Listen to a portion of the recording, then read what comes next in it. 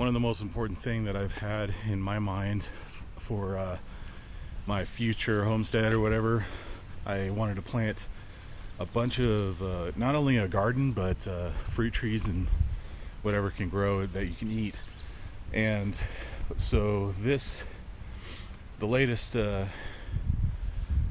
events of the virus and all this stuff going on, it's only going to escalate. We know it's been prophesied in the Bible, all this stuff. But I'm a big fan of being self-reliant with stuff, and so I started thinking of this I started to accelerate or jump ahead with my plans, because my neighbors across the street, this alleyway, they were starting to plant trees and everything, or fruit trees. So I decided to jump in, and I know only a little bit about it, and I'll just share what I know. So I have two kinds of apple trees, and apparently you need two apple trees together at least so they can cross-pollinate each other. And I have a cherry tree, and cherry trees can pollinate itself, kind of like a peach tree, and I'm going to get a peach tree later. And this is a Orient pear, and I have no idea. I probably had one of those before, and this needs two as well. So I didn't know that, but I need to get a different kind of pear tree or something and put these close to each other.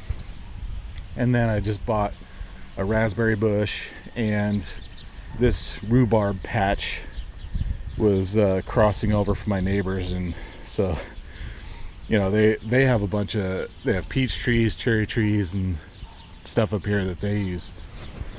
And I just decided to kind of spread out my own little rhubarb patch right here and extend it. My neighbor's real nice about it, and basically what I did was I just split this one with a shovel, split it in half, and then planted it right here, and the same with that one. So there's another plant right there, so you can see 3 shoots coming out already.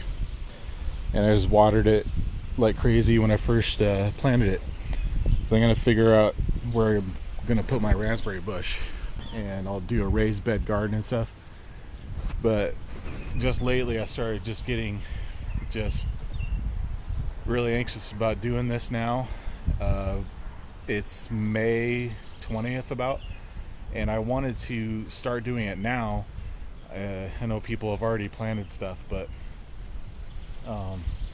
there's going to be food shortages, and we are heading in the direction. You have to think ahead and be ahead of the game, basically. But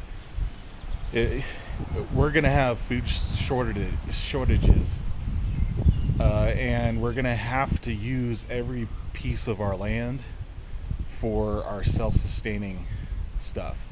So even if there's regulations against it right now, we're going to have to start thinking like, just get self-sustaining now. Like, start thinking about that and doing something, at least something. So I don't know much about planting trees. This is where I'm going to plant a couple of them. And I started collecting firewood and all that stuff. So we're just going to have to start thinking ahead with this and start doing it now. That's my strong opinion. We got to start doing this now. This spring, this summer, you got to start really becoming self-sustaining. Anyway, yeah, we'll keep going with this, but seriously, get self-sustaining now.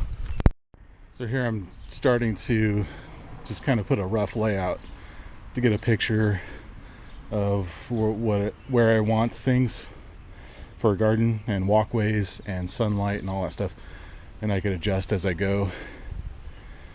And I was thinking I want to make raised beds, but I don't have any wood to use, and I was like, hello, right there. I try to hold myself back a little bit and learn as much as I can before I go forward with something. I'm going to start with smaller.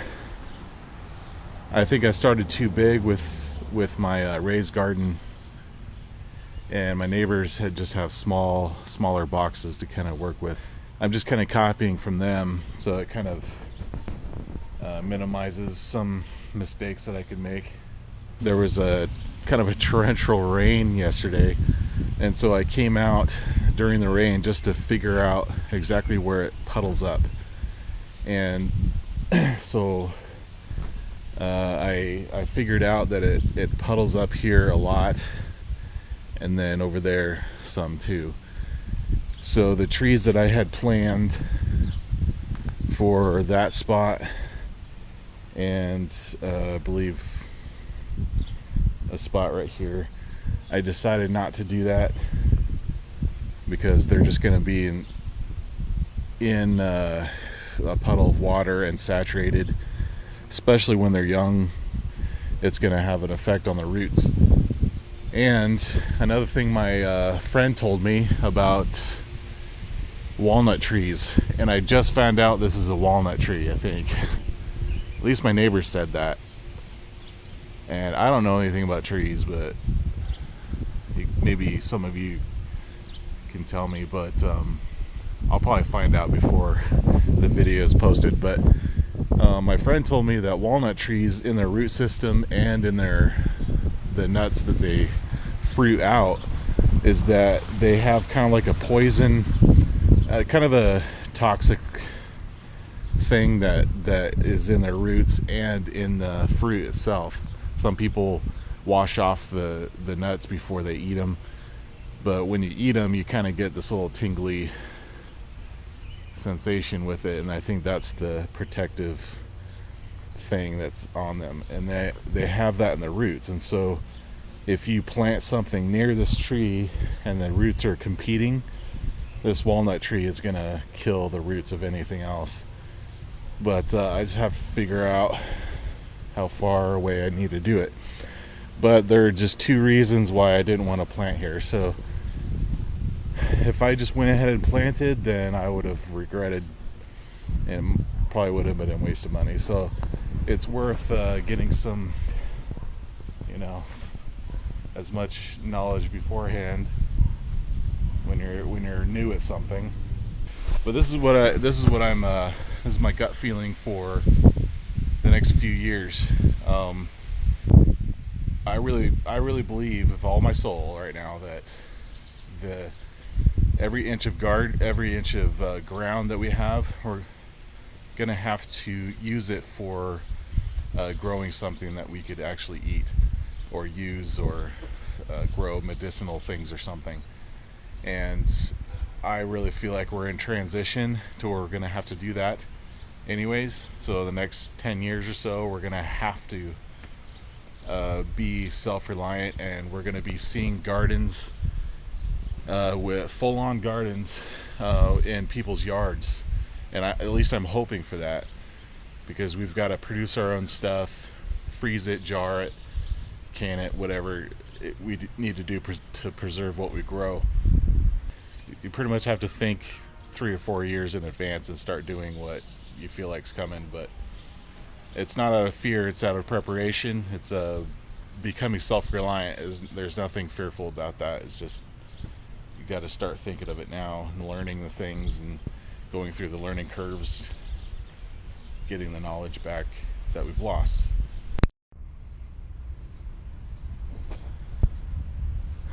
One of the other things is I had to make sure that these trees were okay for this planting zone, and you can look up zones.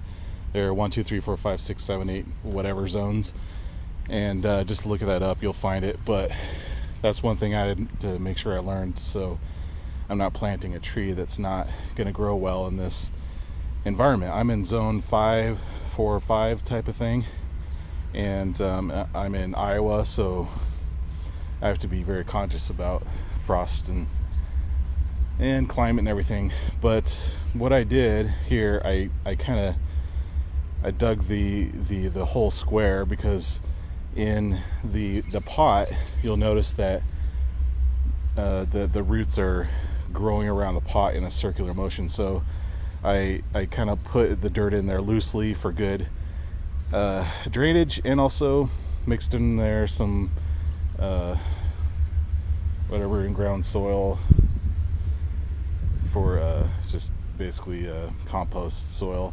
So a little bit of fertilizer in there, so the roots have a chance to start growing out instead of in the circular around the hole. So that's what I did.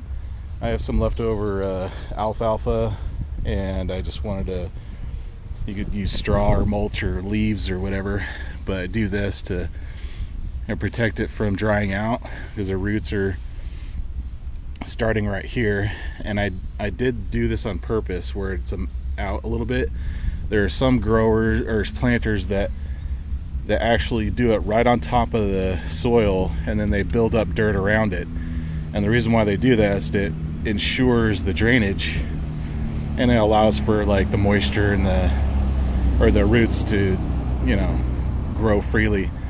I kind of did that in this, and I didn't go all the way out, but my soil is very clay-like. It's very compact, especially down like just a few feet down. It's very hard and clay, so I had to just make sure it's not just packed down, and just make sure it's nice and loose, and so those roots have a chance. And then when I get this covered up, I'm going to water it, a good drenching, and probably you could look up for how much you do that online, but at least for the first initial time that this tree is in there, it's going to need some good watering for every week.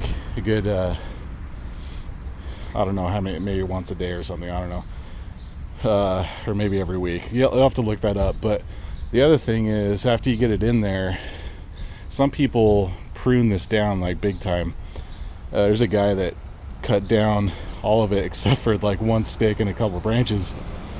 And what this does is it just signals to the tree, like, I don't have much branches, I've got to concentrate on my roots. So the roots start activating and trying to reach out so it can grow more up there.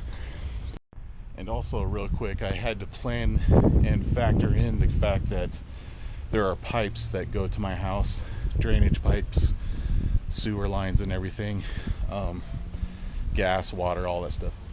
So I already know where the lines are. The city lined them out a while back, but I know where they are, and I want to steer away from planting trees or anything with roots that will dig down and find the pipes. It just causes problems with valves and drainage and stuff, because this tree has already caused problems with my sewer line.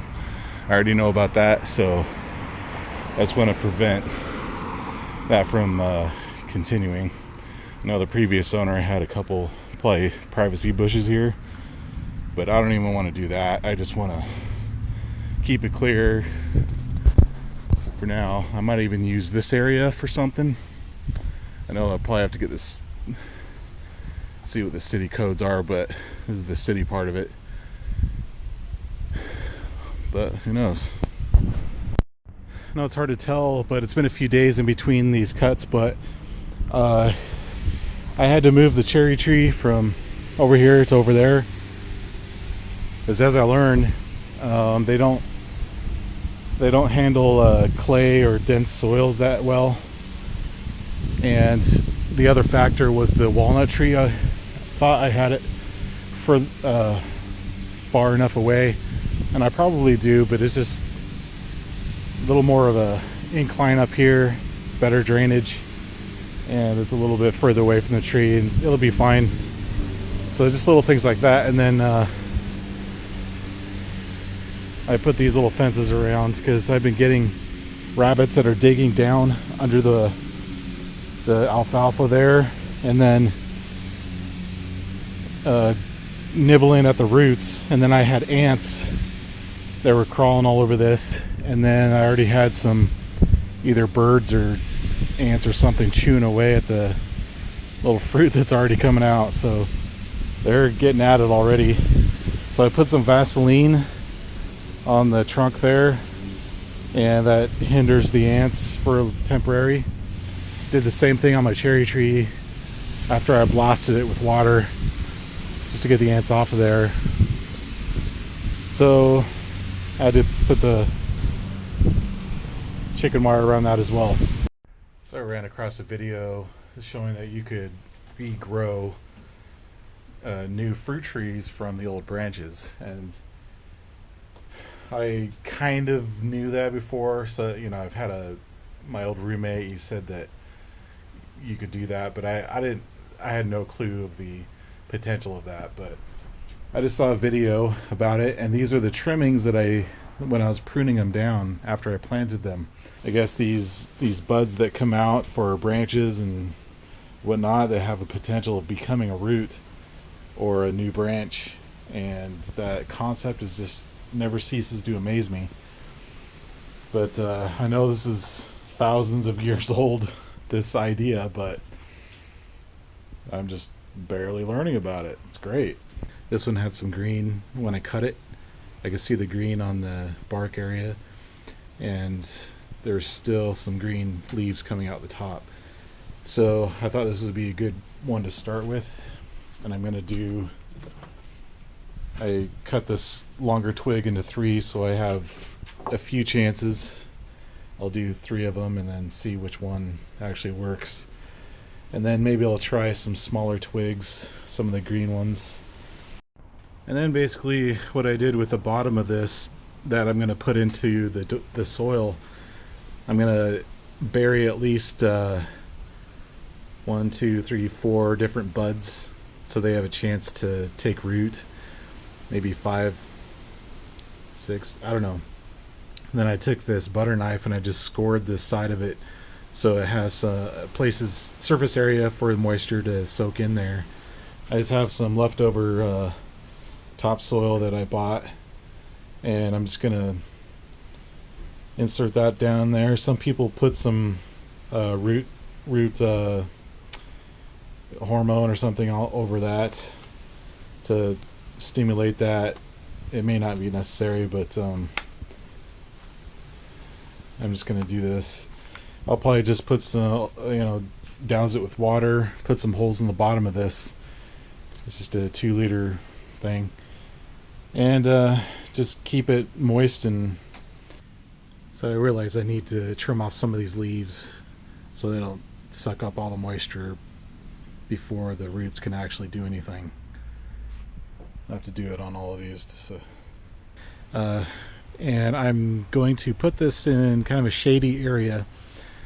Could be inside or whatever, but partly just kind of the indirect sun, I guess, so it prevents this from drying out too fast. Kind of see where I'm going with this. These useless rotten logs I'm just putting in the bottom, and then the hay or the straw or alfalfa, I think there's a mix of it, and then I'll put a layer of leaves. I have to find more dirt, and I just found this in a little pile in my yard. I just dug some up so I have something to work with, but I'm going to put it under the layer and then have a mulch on top. So because this soil is going to have weed seeds in it and other growths that are going to come out, so I don't want that to be on top. I just want it to be filled underneath. So it's going to have a lot of drainage. It'll start decomposing everything, shrink down over time, and I may have to redo these beds maybe next year or something, but I just wanted to at least start something and learn. So this is my game plan. I'm going to put some of these starters in the middle there, and the reason why I chose sweet potatoes is because when you do it right, you can they're very easy to grow. You can grow a lot of them, and they store for quite a while. Well, this is my temporary setup just for overnight. We'll get it a lot better. Get some mulch on the ground. It's going to look nice.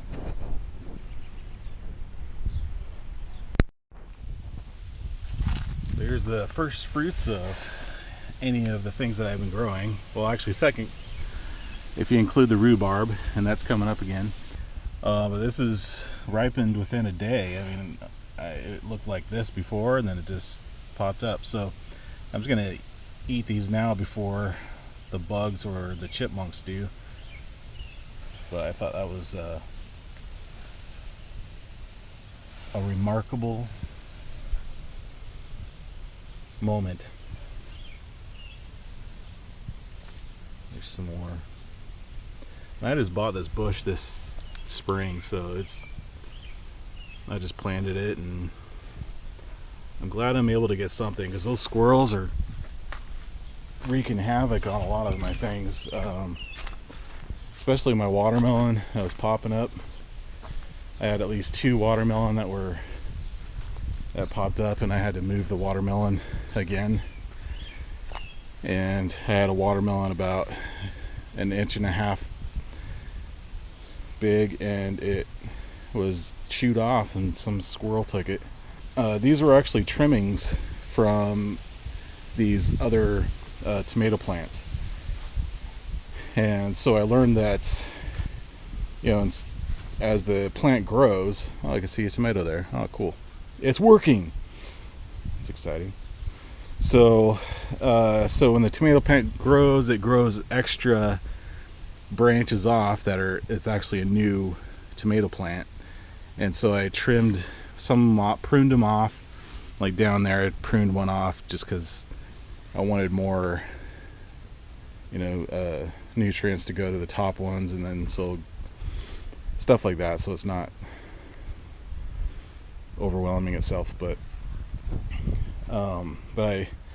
I cut off those, and I didn't think about it. I left them on the ground, and then I ran across a YouTube channel or a video, and they said that once you trim those off, you could actually replant them. And there are various ways. These wasps are loving it, but it's like the little pool party. But basically what I did is, some people put them in just water itself, and some, there's other methods of like putting it in wet soil, just keeping it watered. But I decided just to get it out in the sun and just fill it in with water with this tray, and then kind of do a combination of both, have the soil constantly wet, so it just gets a really strong start, just to keep that moisture coming through the leaves.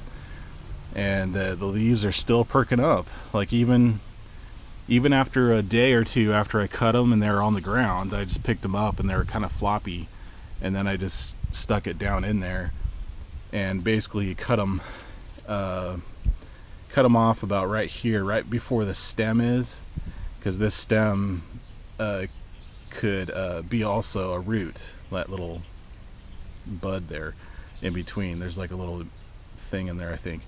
So I cut it off there, and I just stuck it down so it's under the dirt, and it should sprout a little root. So right now, like most of them, I think there's one that died there, but most of them are still green and have some kind of moisture in them. They're out in the sun, so they're kind of getting overwhelmed with that. But this is a shaded spot, because I noticed the sun really beats down on them, and it makes it harder for them to grow, and that's just from observation. This has been going for probably a couple months, maybe a month and a half or something, and it looks like they've taken root, and they've been staying pretty firm and green. So, and I could see some roots down in there that started. But what I did also was, my neighbor has some peach trees that I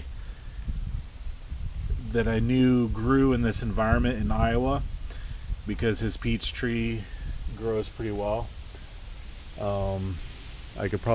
You could see it there, it's in the distance. But what I did was I cut off some really green little twigs off of the branches, and I did about 3 of them, and only one of them looks like it stayed green and it has a little leaf coming out of it. This is a new leaf. So I planted that in the saturated soil, and I'm going to see if I can just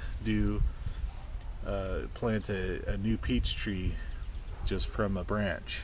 The other thing I'm running into, as I mentioned before, are squirrels.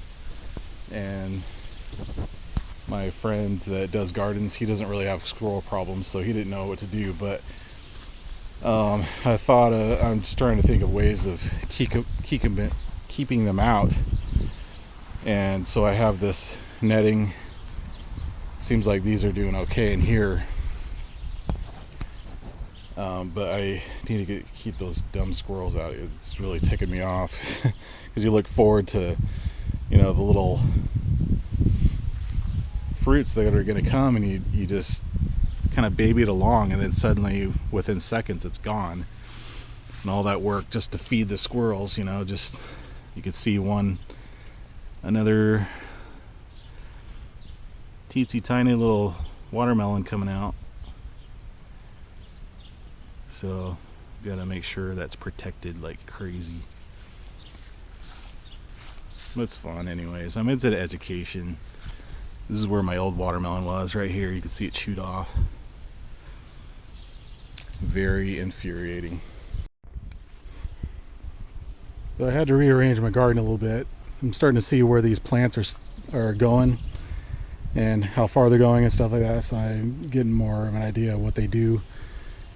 And I wanted to get this fence around all of it so those stupid squirrels stay out of there. And that's the most frustrating thing. And I needed to get a little bit of shade on some of them. Is that sun, as much as they say they need full sun and everything, like sometimes just the hot, too much sun is not that good. And sometimes on cloudy days I notice that the plants just really thrive in that. They take the opportunity to grow more. So this is how I rearranged it. This is like super temporary, so it's going to look nicer with paths and like little lights like that and stuff like that. So it'll look a lot more appealing than that. You can see some more of the first fruits or the first vegetables. Certain things.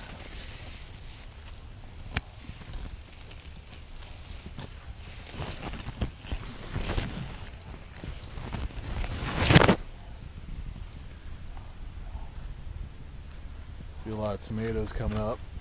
That's the first one. That yellow one's starting to get ripe. So just seeing this stuff makes me excited. And you can see some watermelons coming up. Something was nibbling on it. That's the problem that comes up.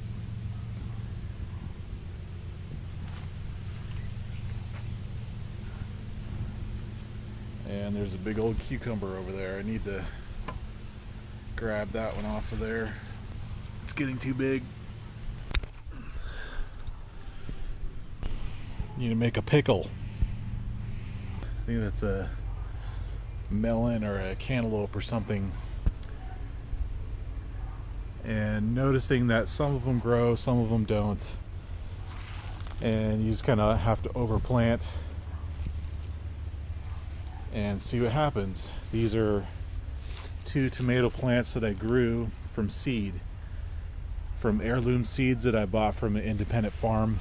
And I'm a fan of independent farms just because they have heirloom seeds and you could trust them. So next year I'm gonna understand what to do with placing certain plants in certain areas, putting a trellis where they need it, and just understanding how big they grow and all that stuff. But honestly, nothing really beats doing stuff on your own to learn. I've watched many videos about gardening and about all the 7 tips that, all the 7 mistakes to avoid and everything. All those types of videos, and I have seen those things and know some of those things, but it doesn't really solidify until really start doing it. And so basically I just kind of started planting and put them in wherever I wanted, with some basic things in mind. But as I see it grow, I learn so much faster that way. And I notice how like some insects are helpful and some are not. Like this bee is working hard on all the little flowers and stuff. And those pots probably didn't have enough soil in it. So just learning little things like that. I had to move these things around a lot because they didn't have the space they needed. Oh, I just noticed another little tiny watermelon coming out. So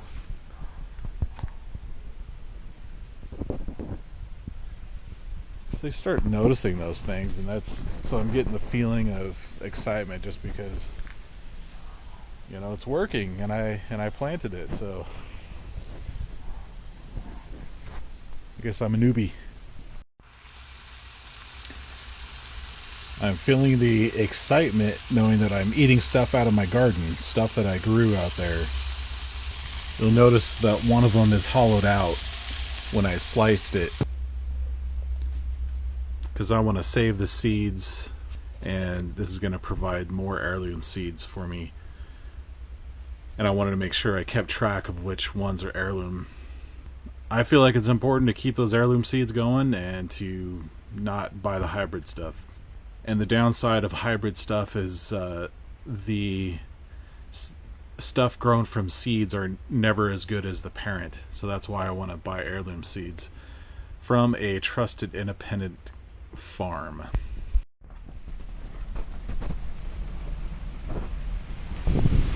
I guess we're having a little bit of a storm here. Just peeking out my window here. It was blowing extremely hard. The tornado sirens were going off about 15 minutes before I realized what was happening. I'm not sure if there's any tornadoes out there, but there was definitely strong wind and rain. And my little garden set up in the shed in the back has taken some wind or damage on the top, just because I didn't get all the screws on there completely on there on the top, so they blew over.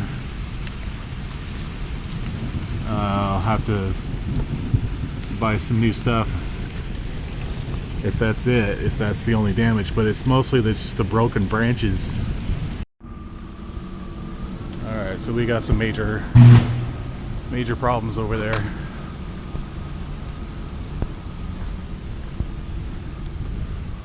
I don't know what that is. Ooh, dang.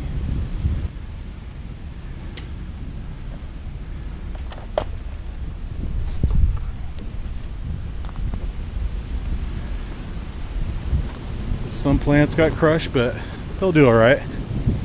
It's not like they're gonna die, bro. I don't know.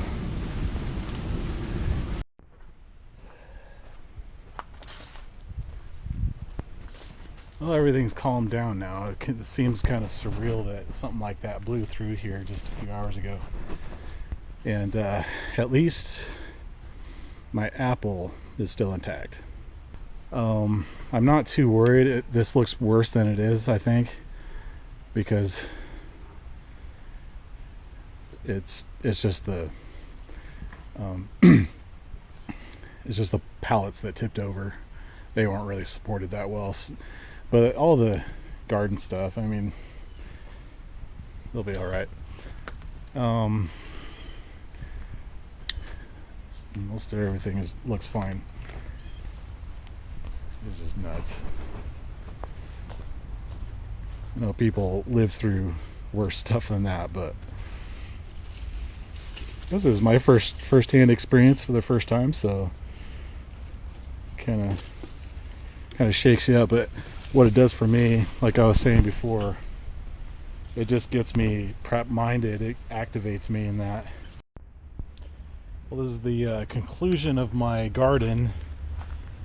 Honestly, it didn't really have a high yield, have tomatoes were probably the best, but combination of the derecho that came through Iowa, and I had to leave for 3 weeks during the hottest time, and so as I was on my trip, you know, I wasn't able to water this stuff, and it probably would have recovered a little bit. But I have some watermelons that might come out if I water like crazy. Most of it is just kind of remnants of the survivors. I had some tomatoes, I had some cucumbers, and I think this is a squash of some kind. I have a few tomatoes out of this.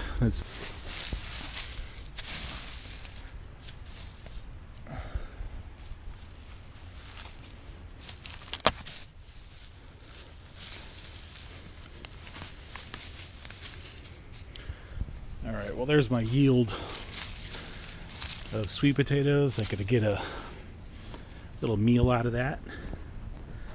And at least I got tomatoes. Tomatoes always make you feel like you have a successful garden. These sweet potato plants, I think you could even eat the stems and the leaves as they grow. There's a lady talking about that. Put them in salads or whatever, so a lot of food, a lot of potential food there that comes quickly when it pops out.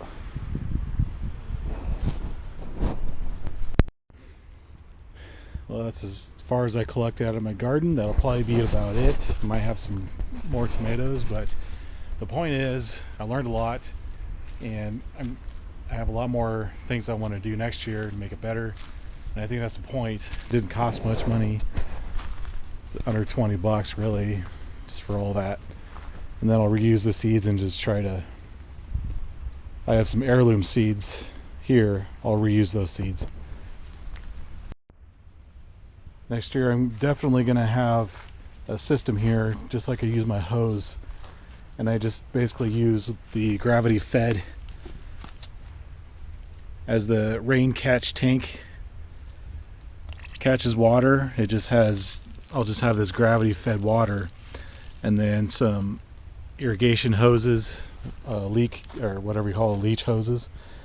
And I'm definitely going to have that, because if I go on a trip or whatever, it'll just keep watering it as I go, or as time goes, and I wouldn't have to pay much attention to it.